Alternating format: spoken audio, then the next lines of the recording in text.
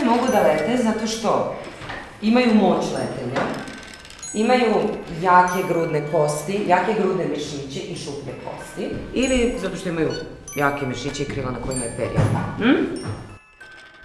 Širom našeg regiona stasavaju nove i nove generacije koje sve manje i manje vremena provode u prirodi.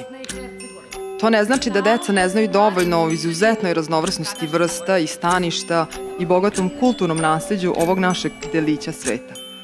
Ne mislim da treba menjati ono šta deca uče, već kako i gde uče. Stop! Kaj je s tobom danas?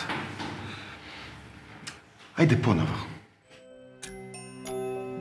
Zašto ne bismo decu izveli u prirodu i omogućili im iskustveno učenje? Omogućili im da istražuju i sami donose zaključke, omogućili im da probude sva svoja čula i emocije.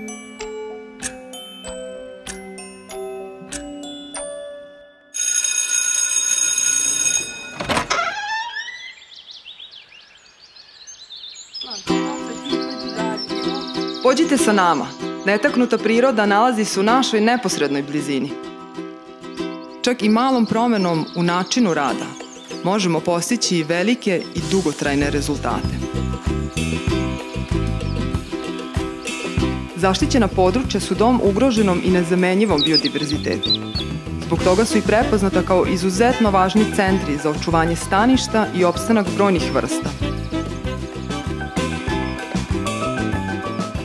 Kako bi se nove generacije pripremile i nadahnule da prirodu čuvaju, važno je da zaštićena područja postanu i centri za obrazovanje, u kojima se uči rukama, umom, ali najviše srcem.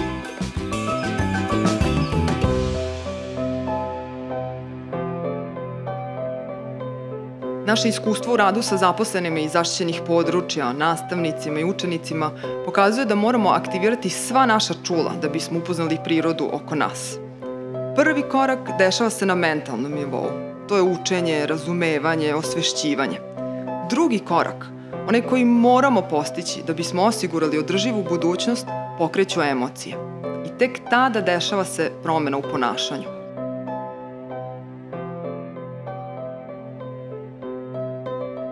Ukoliko kod dece, ali i kod odraslih ne probudimo emocije prema prirodi, nećemo uspeti da je zaštitimo.